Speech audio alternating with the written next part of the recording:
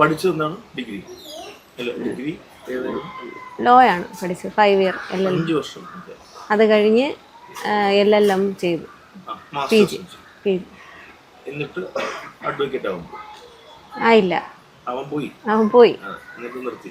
അല്ല, PG കഴിഞ്ഞതും ഒരു 3 മാസം കഴിഞ്ഞപ്പോൾ വിവാഹമായി. കല്യാണം കഴിഞ്ഞു.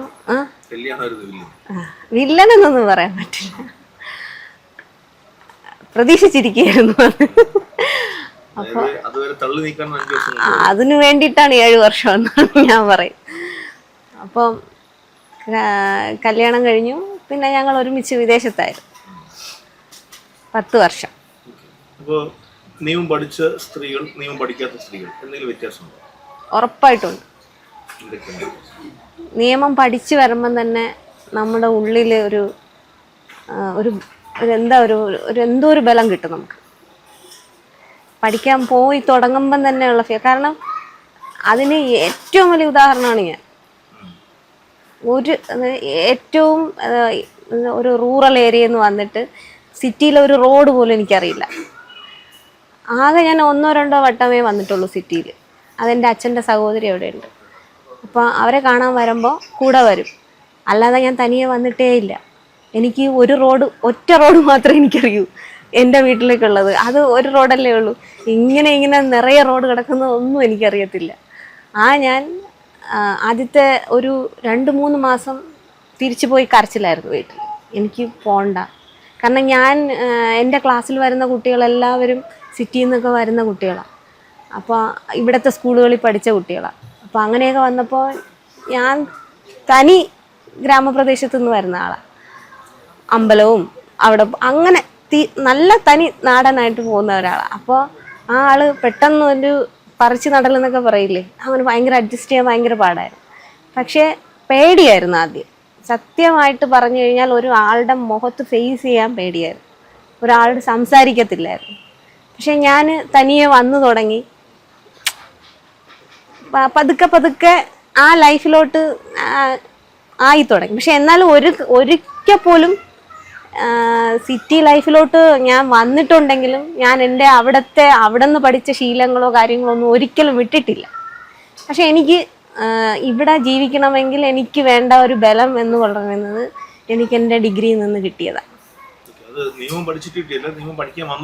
വന്നതുകൊണ്ട് കിട്ടിയതാണ്. ഇപ്പോഴേ ഇതേപോലെ വീട്ടിലൊതുങ്ങുന്ന അല്ലെന്നുണ്ടെങ്കിൽ ഭയത്തോടെ വീട്ടിലൊതുങ്ങുന്നു പറയുന്നില്ല, പക്ഷെ എന്തെങ്കിലുമൊക്കെ ചെയ്യണമെന്ന് ആഗ്രഹമുണ്ട്, പക്ഷെ അതിന് പേടിക്കുന്ന അല്ലെന്നുണ്ടെങ്കിൽ അതിനൊരു എന്താണ് ചിലപ്പോൾ ശരിയായില്ലെങ്കിലോ ചിന്തിക്കുന്ന കുറേ ആൾക്കാർ ഇനിയും പെൺകുട്ടികളായിട്ടും സ്ത്രീകളായിട്ടും അതായത് വനിതകളായിട്ടും അമ്മമാരായിട്ടും ഒരുപക്ഷെ അമ്മൂമ്മമാരായിട്ടൊക്കെ ഇപ്പോൾ ഉണ്ടാവും.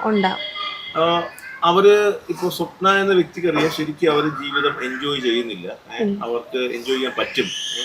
അങ്ങനെയുള്ള കുറേ ആൾക്കാർ ഇപ്പോൾ ഇത് കാണുന്നുണ്ടോ? അവരോട് എന്ത് പറയും? ധൈര്യമായിട്ട് മുന്നോട്ട് വരണമെന്ന് തന്നെയാണ് ഞാൻ പറയുന്നത്. അതായത് ഒന്നിനു വേണ്ടിയിട്ടും നമ്മളെ പലതും പിടിച്ച് ബാക്കിലോട്ട് വലിക്കും. പക്ഷെ അങ്ങനെ ബാക്കിലോട്ട് ആവരുത്. കാരണം ഈ ഭൂമിയിൽ ആണിനായാലും പെണ്ണിനായാലും ഒരു ജീവിതമേ ഉള്ളൂ. അത് പ്രത്യേകിച്ച് ആണിനൊരു വ്യത്യാസം, പെണ്ണുങ്ങൾക്കൊരു വ്യത്യാസം അങ്ങനെയൊന്നുമില്ല. ജീവിതം ഒന്നേ ഉള്ളൂ, അത് ദൈവം കൊടുക്കുന്നത്. അത് എൻജോയ് ചെയ്ത് തന്നെ പോകണം. അത് എനിക്ക് വേണ്ടിയിട്ട് അല്ലെങ്കിൽ എൻ്റെ കുടുംബത്തിന് വേണ്ടിയിട്ട് ഞാൻ മാറി നിൽക്കുന്നു, ഒതുങ്ങി നിൽക്കുന്നു അങ്ങനെയൊന്നുമില്ല. കാരണം പിന്നീട് ഒരു കാലത്ത് അവർ പശ്ചാത്തപിക്കും, അയ്യോ എൻ്റെ നല്ല കാലത്ത് എനിക്കിതൊന്നും പറ്റിയില്ലല്ലോ എന്നുള്ള ഒരു പശ്ചാത്താപം ഉണ്ടാവും.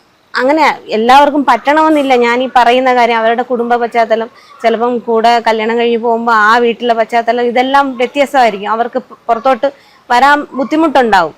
പക്ഷേ പറ്റുന്നവർ അതിനുവേണ്ടി ശ്രമിക്കുക, നല്ലോണം ശ്രമിക്കുക. അപ്പോൾ അവർക്ക് എന്തായാലും ആ ലൈഫ് ആ ടൈമിൽ എൻജോയ് ചെയ്യാൻ പറ്റും.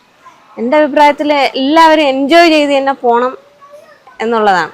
എന്ന് വെച്ച് എന്തെങ്കിലും ചെയ്യണം. അവർ ചെയ്യുന്നതിനോടൊപ്പം അവരുടെ ലൈഫും, ഇപ്പം നമ്മളൊരു ബിസിനസ് ചെയ്യണം, അപ്പോൾ അതിൽ തന്നെ മുങ്ങി അങ്ങനെ നിൽക്കരുത്. അവരുടെ ലൈഫും കുറച്ച് എൻജോയ് ചെയ്ത് കൊണ്ടുപോകാനായിട്ട് ശ്രമിക്കണം. കാരണം ഞാൻ എൻ്റെ ഭർത്താവിന് വേണ്ടി എൻ്റെ കുട്ടികൾക്ക് വേണ്ടി ഒതുങ്ങി നിൽക്കുന്നു എന്ന് പറയുന്നതിനേക്കാൾ ഞാനും എൻ്റെ ലൈഫ് എൻജോയ് ചെയ്തു എന്ന് പറയണതാണ് നമ്മൾ തിരിഞ്ഞ് കുറേ വർഷം കഴിഞ്ഞ് നമ്മൾ വയസ്സായിട്ടൊക്കെ ഇരിക്കുമ്പോൾ ഞാൻ ഇന്ന കാലത്ത് അല്ലെങ്കിൽ എൻ്റെ മോൾ അല്ലെങ്കിൽ എൻ്റെ കൊച്ചുമോൾ പറയും ഞാൻ നിന്റെ ഈ പ്രായത്തിൽ ഞാൻ ഇന്നതൊക്കെ ചെയ്തിട്ടുണ്ട്, അല്ലെങ്കിൽ ഞാൻ ഇത്രയും ആസ്വദിച്ച്, അല്ലെങ്കിൽ ഞാൻ ഇന്ന സ്ഥലങ്ങളൊക്കെ കണ്ടിട്ടുണ്ട്, ഇങ്ങനെയൊക്കെ പറയുമ്പോൾ നമുക്ക് ആ സമയത്ത് നമുക്ക് ചിലപ്പോൾ ഒന്നിനും പറ്റത്തില്ലായിരിക്കും. പക്ഷെ നമ്മുടെ ഓർമ്മകൾ നമ്മുടെ മനസ്സിനെ കുറച്ചുകൂടെ സന്തോഷിപ്പിക്കും ആ സമയത്ത്. ഓർമ്മകൾ ആണ് നമ്മൾ, അല്ലെങ്കിൽ ഓർമ്മകൾക്ക് വേണ്ടിയിട്ട് നമുക്ക് may be we can leave. നല്ല ഓർമ്മകൾ എപ്പോഴും നമ്മുടെ ഏത് മോശാവസ്ഥയിലും നമ്മളെ സന്തോഷിപ്പിക്കുമല്ലോ, ഇല്ലേ? നമ്മുടെ മനസ്സിന് സന്തോഷം തരുന്ന അല്ലേ അതല്ല. ഞാനൊരു സിനിമ ഞാൻ ഓർക്കുന്നില്ല, പക്ഷേ ഒരു സ്റ്റേറ്റ്മെന്റ് എനിക്ക് ഭയങ്കരമായിട്ട് ഇപ്പോൾ പറഞ്ഞുകൊണ്ടിരുന്ന സമയത്ത് തോന്നുന്നു. ഡ്രൈവിംഗ് ലിബറേറ്റ്സ് എ വിമൻ എന്നാണ് അതിനകത്ത് പറയുന്നത്. സിനിമ ദീപികയാണ് സംസാരിക്കുന്നത്. അപ്പോൾ അങ്ങനെ ഒരു സ്ത്രീക്ക് ഈ പറയുന്ന ഒരു ഫീലിംഗ്, അതായത് വളരെ സ്വതന്ത്രമായിട്ട്, അല്ലെങ്കിൽ നമ്മളെ വളരെ ഹാപ്പി ആയിട്ട് വളരെ കോൺഫിഡൻ്റ് ആയിട്ട് ജീവിക്കാൻ ഡാഷ് സഹായിക്കും എന്ന് പറഞ്ഞാൽ എന്ത് സഹായം സ്വപ്നയുടെ ജീവിതത്തിൽ? എൻ്റെ മാത്രം പേഴ്സണൽ ആണെങ്കിൽ സ്വതന്ത്രമായിട്ട് ജീവിക്കാൻ എന്നെ സഹായിക്കുന്നത് എൻ്റെ ഹസ്ബൻഡ് എന്നേ ഞാൻ പറയത്തുള്ളൂ. എൻ്റെ മാത്രം. അത് പക്ഷെ വേറെ ആരുടേതിലും ആപ്ലിക്കബിൾ അല്ല, സ്വന്തം കാര്യമാണ്. കാരണം ആപ്ലിക്കബിൾ അല്ലാത്തത് സ്വതന്ത്രമായിട്ട് ജീവിക്കാൻ ബാക്കി സ്ത്രീകളെ പ്രേരിപ്പിക്കുന്നത് മണിയായിരിക്കും. സ്വന്തമായിട്ട് ഒരു ഫിനാൻഷ്യൽ ഫ്രീഡം ഉണ്ടെങ്കിൽ അവർക്ക്, എനിക്ക് തോന്നുന്നില്ല നാളെ ഒരു കാലത്ത് കുട്ടികൾ കല്യാണം കഴിഞ്ഞ് അവർ ജീവിച്ചിരുന്ന സാഹചര്യത്തിൽ നിന്ന് വേറൊരു വീട്ടിലോട്ട് പോയി അവിടുത്തെ സാഹചര്യങ്ങളുമായിട്ട് ഇണങ്ങി പോകാനായിട്ടൊക്കെ കുറച്ചു കാലം കഴിയുമ്പോൾ കുട്ടികൾ താല്പര്യം ഒരിക്കലും ഉണ്ടാവില്ല. അങ്ങനെ ഒരു സിസ്റ്റം, അങ്ങനെ ഒരു കൾച്ചർ അങ്ങ് മാറും കുറച്ച് കഴിയുമ്പോൾ. ഇനി അത് ഉണ്ടാവുമെന്ന് തോന്നുന്നില്ല ചിലപ്പോൾ. പക്ഷെ അത് നമ്മുടെ മക്കൾ അങ്ങനെ വളർന്നാൽ അങ്ങനെ ചെയ്യും, അല്ലെങ്കിൽ അങ്ങനെ വരില്ല. അതെ, അവരുടെ ഇഷ്ടമാണ്. ഇനിയുള്ള കാലം എന്ന് വെച്ചാൽ അവരിങ്ങനെ നമ്മൾ വരെ ചിലപ്പോൾ കാണത്തുള്ളൂ, നമ്മുടെ തലമുറ വരെ വേറൊരാളുടെ ഇഷ്ടം കൂടെ നോക്കിയിട്ട് ജീവിക്കുന്നത്. അല്ലെങ്കിൽ അവർ സെപ്പറേറ്റ് ആയിട്ട് സ്വന്തമായിട്ട് കുറച്ച് നാൾ ജീവിച്ചിട്ട് ഇപ്പോൾ ലിവിങ് ടുഗദർ എന്നൊക്കെ പറയില്ലേ, അതുപോലെ അങ്ങനെ ആയിരിക്കും ഇനിയുള്ള ലൈഫ് എന്നാണ് ഞാൻ വിചാരിക്കുന്നത്. ഞാൻ ഈ ലിവിങ് ടുഗദർ ആയിരുന്നു ശരിക്കും ഒരു കുറച്ച് നാള് കുടുംബ കോടതിയിലാണ്, അല്ലെങ്കിൽ ഫാമിലി കോർട്ടില് അതുമായിട്ട് ബന്ധപ്പെട്ട കാര്യങ്ങളാണ് നോക്കി.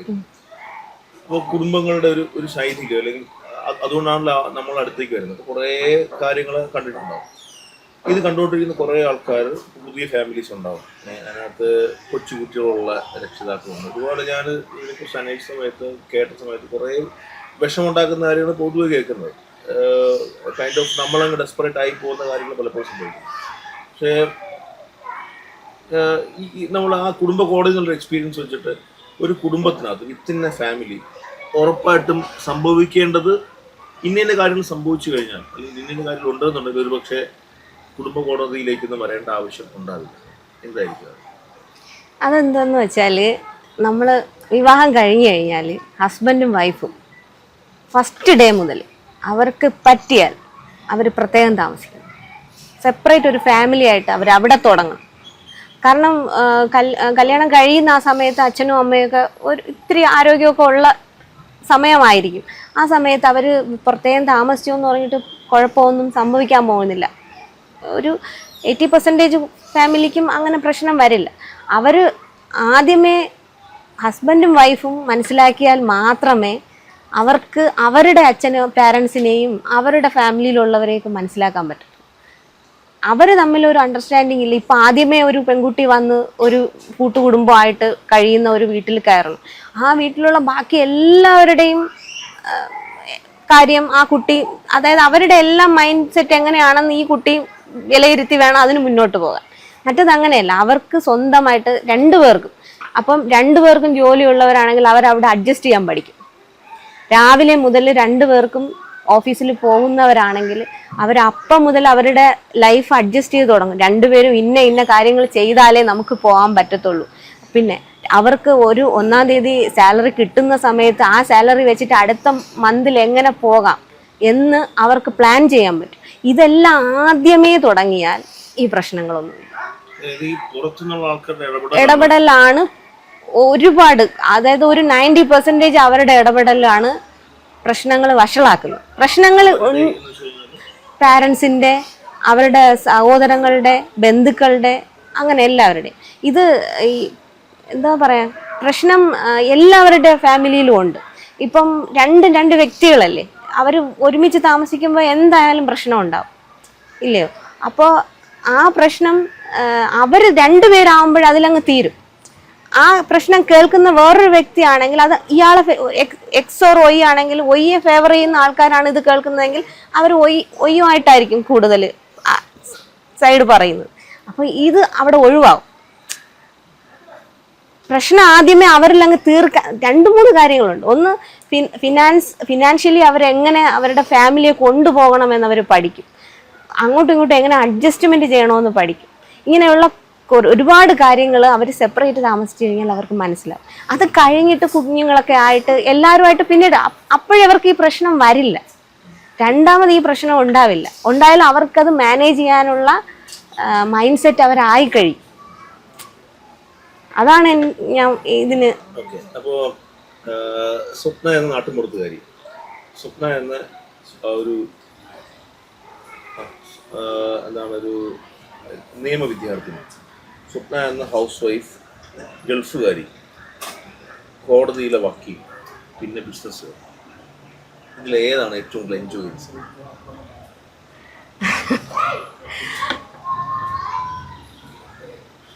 സത്യസന്ധമായിട്ട് പറഞ്ഞാൽ ഹൗസ് വൈഫ്. ബിസിനസ് എൻജോയ് ചെയ്ത് വരുന്നതേ ഉള്ളൂ.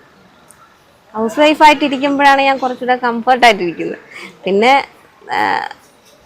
ബിസിനസ്സിലോട്ട് പോകുമ്പോൾ എനിക്ക് ടെൻഷൻ എന്ന് പറഞ്ഞാൽ എൻ്റെ കുഞ്ഞുങ്ങളുടെ കാര്യം നോക്കാനും എനിക്കെല്ലാം അവരുടെ കാര്യങ്ങൾ ഞാൻ തന്നെ ചെയ്തു കൊടുക്കണം എന്നുള്ള ഒരു നിർബന്ധമുള്ള ആളാണ്.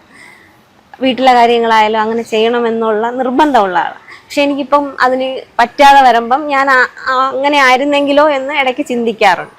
പക്ഷെ എന്ന് വെച്ച് ബിസിനസ്സുകാരെ ആയതിനുള്ള ഒരു സങ്കടവും എനിക്കില്ല, സന്തോഷമേ ഉള്ളൂ. കാരണം എനിക്ക് എൻ്റെ കുടുംബത്തിനെ നോക്കുന്നത് പോലെ എനിക്ക് കുറച്ച് കുടുംബങ്ങളെ കൂടെ നോക്കാൻ പറ്റുന്നുണ്ടല്ലോ. അതുകൊണ്ട് എനിക്കതിൽ ഒരിക്കലും ഞാൻ ഹാപ്പി അല്ലാതെ ഇല്ല.